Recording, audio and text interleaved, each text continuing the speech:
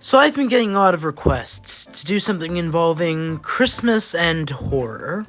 And it has been a while since I've regretted my life decisions, so I decided to fuse randomly generated Christmas characters and horror villains. Now without further ado, on with the show. So, as I just said, or more accurately, what future me will say while editing this, Wibbly wobbly, timey-wimey stuff.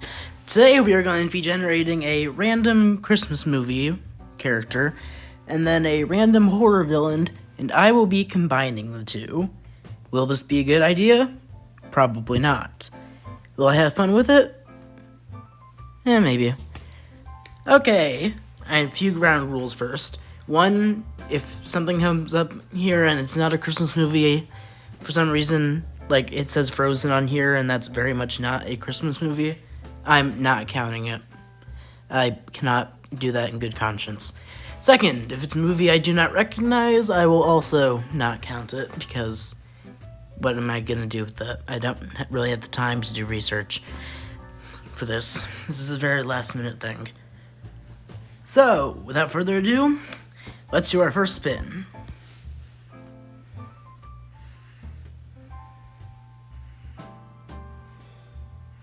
Oh. Okay. I have seen this one, didn't remember particularly caring for it. Like, it was fine, but it was very generic.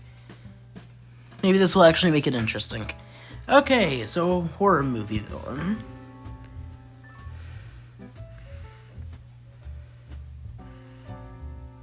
Okay, Jigsaw. So we're combining a tiny baby Santa with Jigsaw. Okay, I do actually see some potential. Okay, let's do that then. Okay, so originally I had some lore for this episode, but I am very much running out of time, so we're just gonna do design notes. Screw it. Anyway, so for this fusion, like I said, I wasn't as familiar with A Boy Called Christmas. Like, I watched it once when it first came out back in 2021, which is like 3 years ago, which... no. But anyway, watched it once when it first came out. It wasn't particularly memorable, so yeah. So for this design, I decided to, I fused the two. Both designs were fairly simple between the Jigsaw puppet and Boy Called Christmas. One of my favorite elements I added was that I made the tricycle that the puppet rides on look like the reindeer that Nicholas rides on in the movie. Also, a lot of people have been asking me about, like, fusion tips, like how to make good fusions, and one of the main ones I would say is to mix and match elements. Like, for this one, I kept Nicholas's hairstyle, but I made it the color of Jigsaw's hair. So, similar to that, mixing and matching elements instead of just throwing elements on top of one another. And I don't have that much more to say. It's a fairly simple design. I'm happy with it. Final results.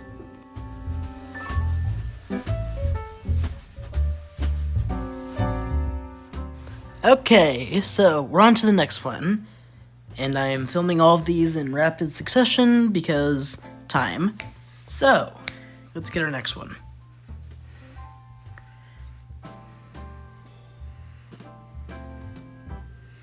Okay, this is gonna be...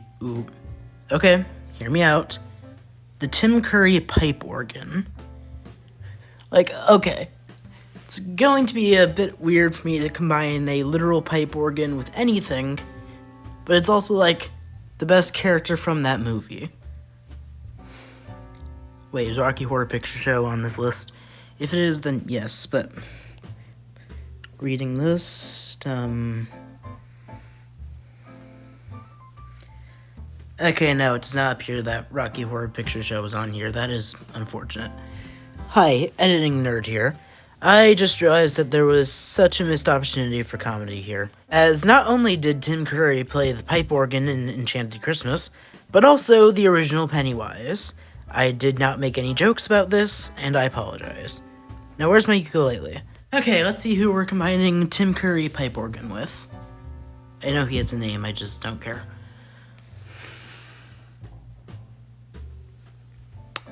Well, this is gonna be fun.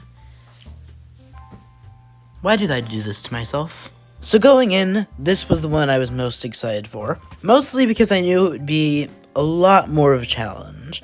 After all, how the heck am I supposed to fuse a literal organ with Patrick Bateman? Did I mispronounce that name? Or did I do it on purpose for a pun? You'll never know.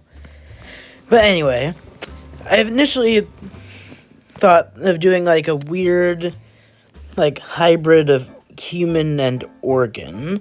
Basically like a, not biomech, like a cyborg, steampunk sort of thing. However, I quickly got rid of that idea, though there are still a few elements of that in the design with the two pipes sticking out of the back. More so, I decided to make this one more of a costume.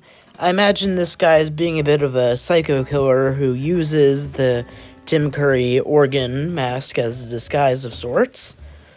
I also made the outfit look a lot more like a French nobleman outfit, sort of on par with the time period in Beauty and the Beast. I'm not really sure about my decision to make the Tim Curry organ face a mask. I don't really know if that works with the whole fusion aspects, but the whole design is very cohesive. I think it works well. Also, I know Tim Curry organ has a name, but I don't care. Saying Tim Curry organ is far more fun, so I'm going to continue doing that. I'm also not sure about the pose, admittedly. Like, axes are heavy, so I wanted to get that weight across. And for the most part, I do actually think that works. Though, with the way it's leaning, it is a bit weird, especially with the legs. But once again, I don't know if people would have noticed had I not even pointed that out. By the way, here's the finished design.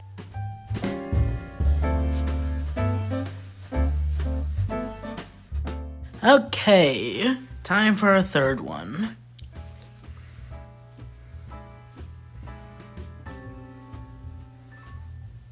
Okay, Frosty the Snowman, that's decent. Simple character design. Don't know where else I'm going with the sentence. So, horror villain.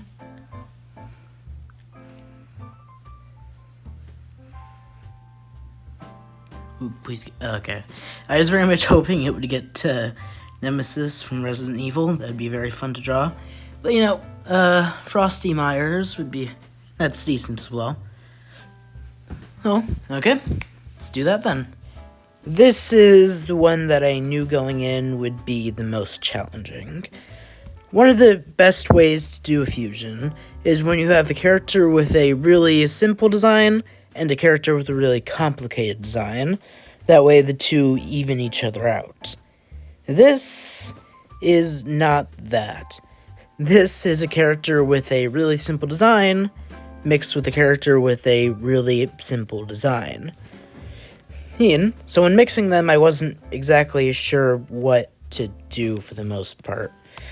Like, Michael Myers is just blue jumpsuit, mask, that's it. And Frosty Snowman is just Snowman, and that's it. But, actually, I'm looking at it now, this is probably one of my favorite ones of the episode. Food. And honestly, I'm not really sure what more I have to say. I admittedly did add a bit onto the designs. Like, I know Frosty doesn't have those, like, coal buttons, but I needed to add something. One of my favorite additions to this piece is the literal broomstick that's just stabbed through his chest, which makes sense both as a character and a reference to the whole Michael Myers immortality thing, as well as a reference to, like, Frosty's broomstick, obviously. And yeah, I don't really have that much to say about this one. It's a very simple design, and it worked out really well. Here's the final result.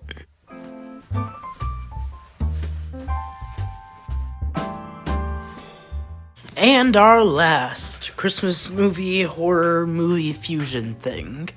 Let's hope it's a good one. So far, these have not been that. Ooh, yes. Oh, I already know this one's gonna be good. I know there's like a Grinch horror movie last year, and ever since I did the Winnie the Pooh redesign, some people have been wanting me to do a Grinch horror movie redesign. There's not really enough redesigns to do that, but maybe one of these days I'll make a whole public domain horror villain movie redesign. I mean, technically, Grinch wouldn't be in the public domain, that would be parody, but whatever. Side note, this is gonna be fun. Let's just hope this gets something good.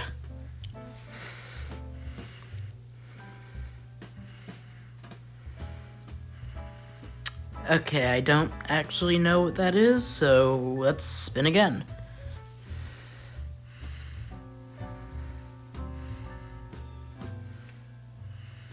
Okay.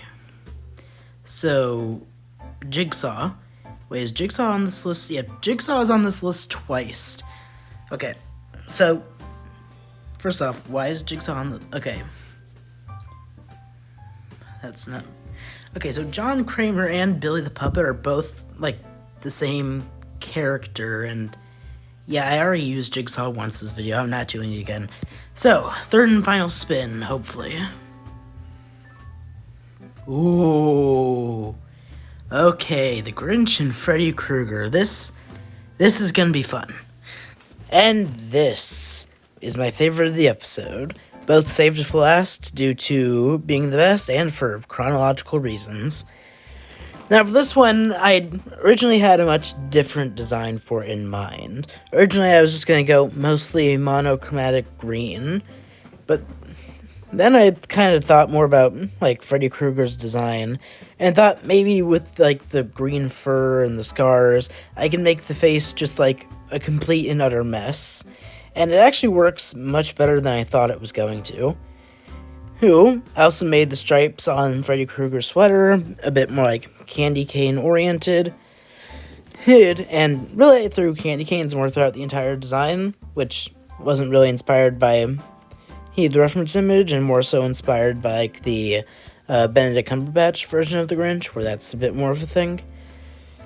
But yeah, this is probably my favorite out of all of these. The designs just meshed really well together, which I was kind of expecting it, to be honest. I really like the rendering that I did on the face. I mentioned it before, but like it looks very messed up and very cool. Hope you enjoy it.